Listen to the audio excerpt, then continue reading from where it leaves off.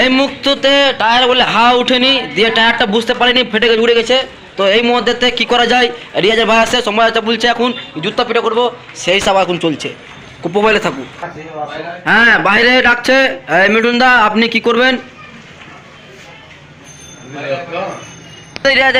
মিঠুনের খালাসি চলে এসছে, এবার প্রোফাইলে কি বলতে চাইছে এখন দেখ কি হচ্ছে, নামছে নেমেছে। হ্যাঁ কি হ্যাঁ নিচে নিচে হিসাব কর, হিসাব কর, হিসাব কর। এই হ্যাঁ বলো বলো বলো, কিভাবে উঠে কিভাবে উড়েছে? হ্যাঁ